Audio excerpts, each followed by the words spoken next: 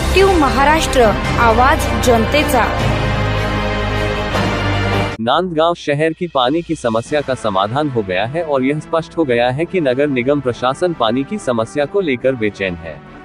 1 फरवरी को नांदगांव शहर के डॉक्टर अंबेडकर नगर, दत्त नगर, लक्ष्मी नगर, धासेमाला, धमानेमाला के नाराज नागरिकों ने पानी के लिए सड़क जाम कर दी।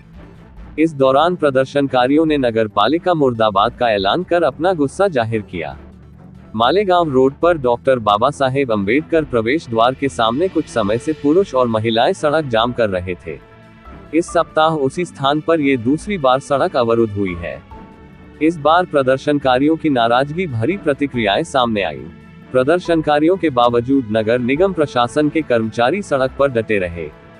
इस समय भगवान सोनवने, पुलिस इंस्पेक्टर प्रीतम चौधरी व नगर पदाधिकारी के हस्तक्षेप के बाद बैरिकेडिंग हटाई गई।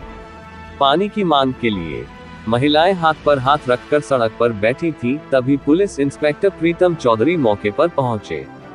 आंदोलन के युवा नेता कमलेश पेहरे को पुलिस ने हिरासत में ले लिया और प्रदर्शन बंद हो गया। इस पर नांदगांव नगर परिषद प्रमुख विवेक दांडे सर की प्रतिक्रिया। तालुक्यामध्ये एकंदरीत असलेल्या दुष्काळ परिस्थितीमध्ये नांदगाव नगर परिषद हद्दीतील नागरिकांना सध्याच्या घडीला उशिराने पाणी पुरवठा होत आहे।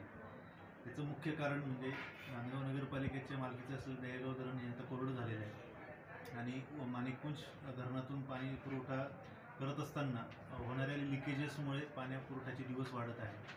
तरी माणिकपुंज धरणावरून थेट नगरपालिकेपर्यंत लोखंडी पाईपलाईन टाकण्याचं काम आता सुरू करण्यात येणार आहे।